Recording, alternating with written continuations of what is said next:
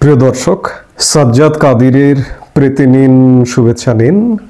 এই মুহূর্তে আপনাদের সামনে কথা বলতে এসে সিইসি এবং ভিসি পদত্যাগ করতে চায় কেন, এই প্রসঙ্গটি নিয়ে আপনাদের সামনে কথা বলবো।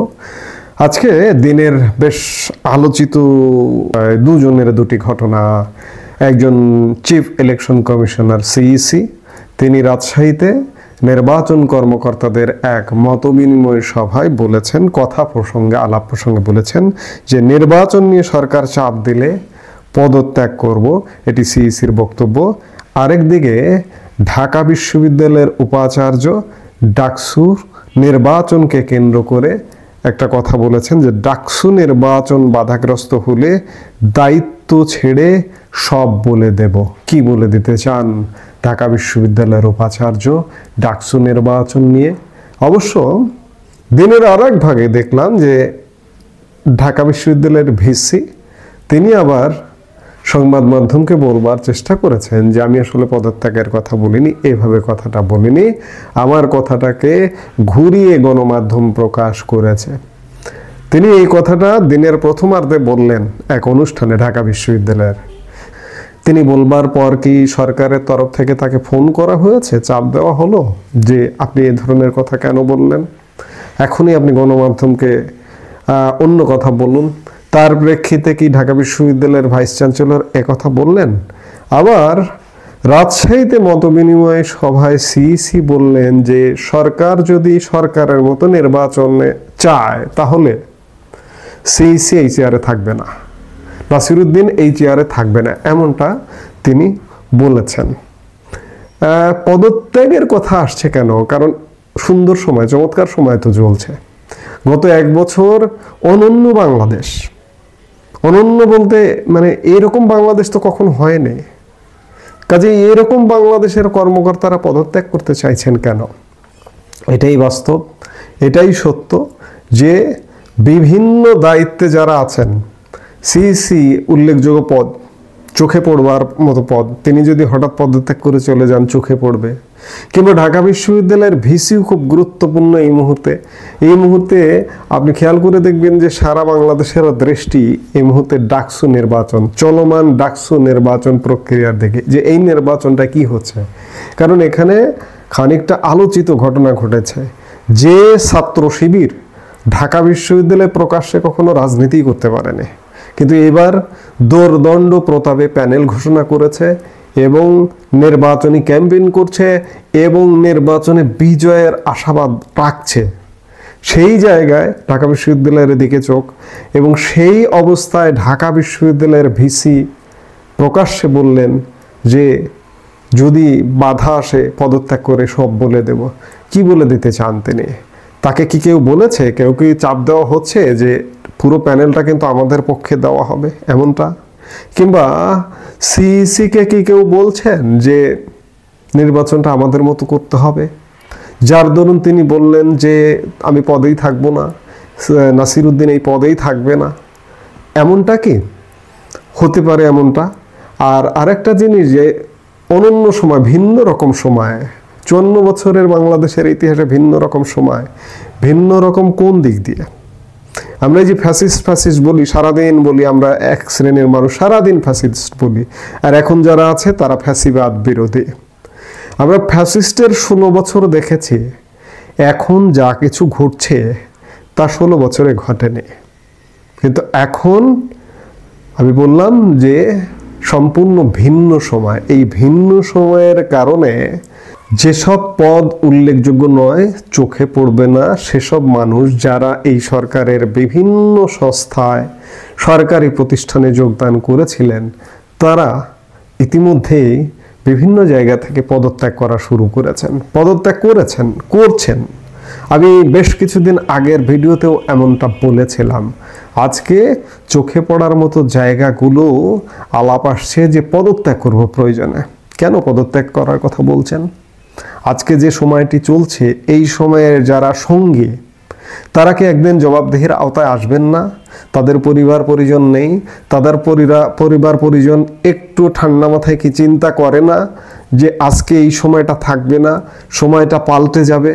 আমরা ভুলে গেলে চলবে না, অতীতেও আজ থেকে 1 বছর আগেও একটা সময় ছিল, কিংবা বিগত 16 বছরের যে অতীতটা ছিল সেটাও কিন্তু একটা সময় ছিল।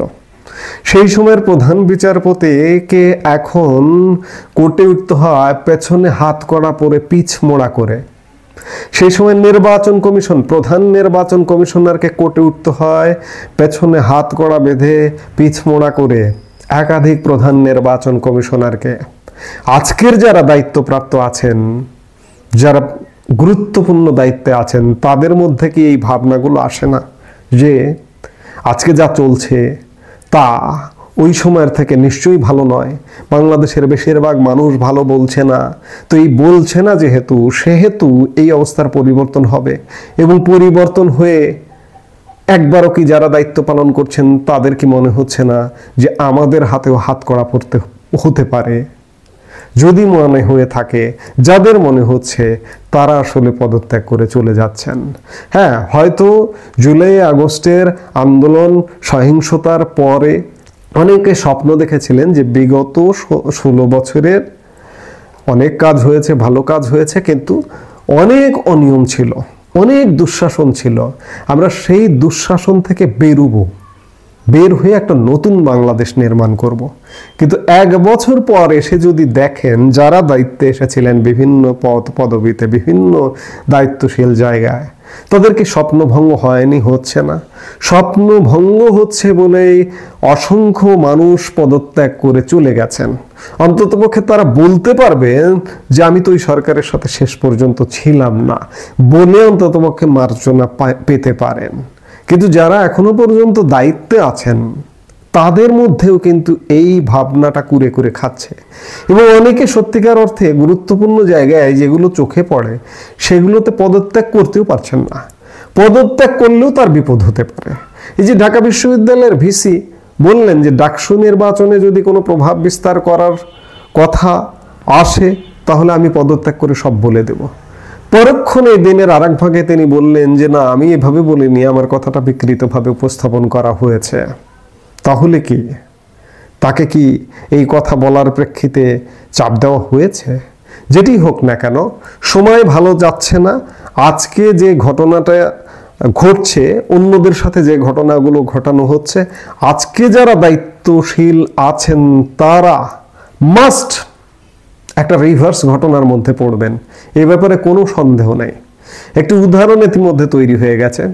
আমাদের এই অঞ্চলের দেশ, দক্ষিণ এশিয়ার দেশ শ্রীলঙ্কায় বছর 3 আগে সরকার পতন হয়েছিল গণ অভ্যুত্থানের মধ্য দিয়ে, এবং পতন হবার পরে অন্তর্বর্তীকালে যিনি দায়িত্ব নিয়েছিলেন সরকারের, রনিল বিক্রমাসিংহে, তিনি গ্রেপ্তার হয়েছেন। শ্রীলঙ্কায় সরকার পতন হয়েছে আমাদের থেকে 2 বছর 2.5 বছর আগে, আমাদের এখানে সরকার পতন হয়েছে 2 বছর 2.5 বছর পরে। এবং শ্রীলঙ্কায় সরকার পতন হয়ে শ্রীলঙ্কা কিন্তু ঘুরে দাঁড়িয়েছে। এর প্রধানতম কারণ সেখানে শিক্ষা। শ্রীলঙ্কা হচ্ছে শিক্ষিত জাতি, কিন্তু আমরা হচ্ছে মূর্খের জাতি। আমরা খুব সহসা ঘুরে দাঁড়াবো এটি বলা কঠিন।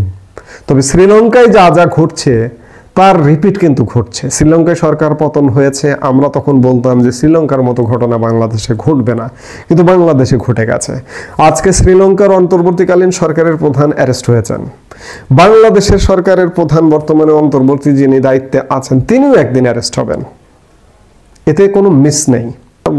যেভাবেই বলুন না কেন, সিইসি কিংবা ঢাবি ভিসি যেভাবেই বলুন না কেন, তাদের মধ্যে হয়তো একটু ভাবনার উদ্রেক করে যে থাকবো না, চলে যাব। চলে গেলে অন্ততপক্ষে, পদত্যাগ করলে অন্ততপক্ষে এই যে বলতে পারবো যে আমি তো সেই সরকারের সাথে শেষ পর্যন্ত ছিলাম না, এই কথা বলে হয়তো বেঁচে যাব। কিন্তু যারা দায়িত্ব পালন করছেন, আপনি নির্বাচন কমিশনার, প্রধান নির্বাচন কমিশনার, আপনি যেভাবেই নির্বাচন করেন না কেন, নির্বাচন যে একটি বিতর্কিত নির্বাচন হবে, তো যদি এই অবস্থায় এই রকম পরিস্থিতিতে যদি একটি নির্বাচন হয়, সেই নির্বাচনটি বিতর্কিত হবে। কারণ একটি দলকে ইতিমধ্যেই বাদ দিয়ে দেওয়া হয়েছে, বাংলাদেশের অর্ধেকের বেশি জনগোষ্ঠীকে বাদ দিয়ে দেওয়া হয়েছে আওয়ামী লীগ। আওয়ামী লীগের কার্যক্রম সরকার স্থগিত করেছে, আর নির্বাচন কমিশন নিবন্ধন স্থগিত করেছে। কাজে আওয়ামী লীগকে বাদ দিয়ে আপনি নির্বাচন করবেন, আপনি এই অপরাধটা করে ফেলবেন এবং এই অপরাধের শাস্তি আজ হোক, কাল হোক, 10 বছর পর হোক, 20 বছর পর হোক, আপনাকে পেতে হবে। Crystal clear. যাই হোক, আপনি হয়তো এই ভাবনাগুলো থেকেই এমন বক্তব্য দিচ্ছেন কিনা, যদি দিয়ে থাকেন হতে পারে। যেটি হোক, যারা দায়িত্বশীল আছেন দেশের অচল অবস্থায়, তাদের মধ্যে যে হতাশা কাজ করছে এ ব্যাপারে কোনো সন্দেহ নেই এবং এই হতাশা শেষ পর্যন্ত দায়িত্বশীলদের কোথায় নিয়ে যায় সেটি দেখার বিষয় এবং সেটি সময় বলতে পারবে। ভালো, এই মুহূর্তে এ পর্যন্ত। সবাই ভালো থাকুন, সুস্থ থাকুন। আমাদের ভিডিওগুলো নিয়মিত পেতে সাবস্ক্রাইব করুন Sajjad Kadir and the legends YouTube channel এবং লাইক, কমেন্ট, শেয়ার করে সাথে থাকুন।